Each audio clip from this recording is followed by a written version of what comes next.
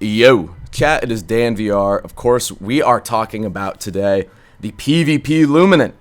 So lately, Agamatsu's been like quote unquote showcasing it, right? Having people come in and play war mode on the Conquest map, which will be technically the PvP Luminant. Now, I think a lot of people have a misconception of what this new PvP Luminant's going to be.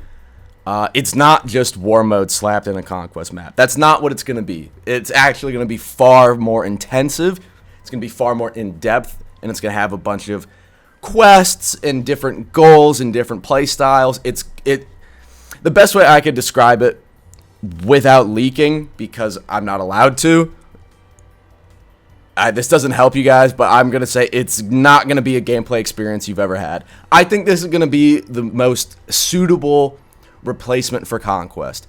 If the PvP Luminant is designed the way I believe it will be, the way I have been part of discussions in the past, what's going to happen is it will replace Conquest. It'll be this next level endgame PvP experience, but it's still within the realm of possibility. You can imagine it as a version of Conquest that could actually work.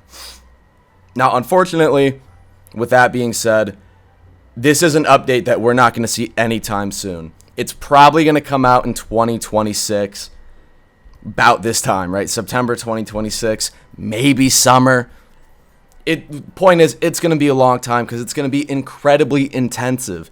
The point of Agamatsu doing the stream and having people join in was more or less a proof of concept. It was to see if you could put 40, 50 players on the map, having them fight. It was a stress test to see if the servers could handle, and they could.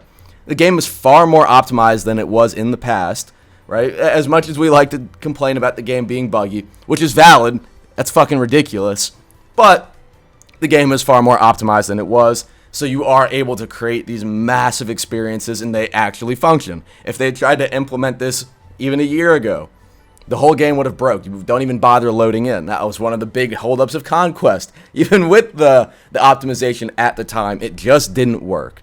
So they are building the framework for it currently, and it is going to be a really massive update. I would say comparable to almost Verse 2.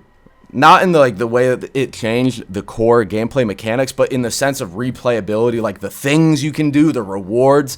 It's going to be that massive. And of course, that means it'll take time. You could probably expect sneak peeks throughout the months.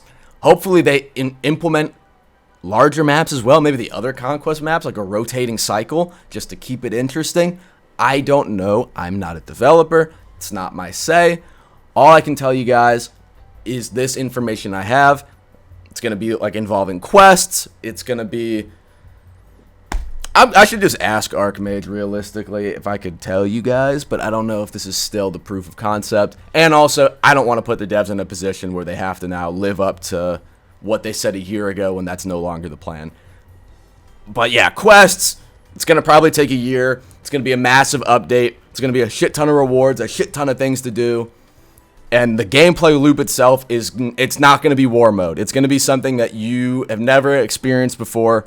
It's going to be fun, bro. It's going to be fun. The only thing I can say is they got to lock in with the bugs in the meantime. Otherwise, there won't be a game to even fucking update.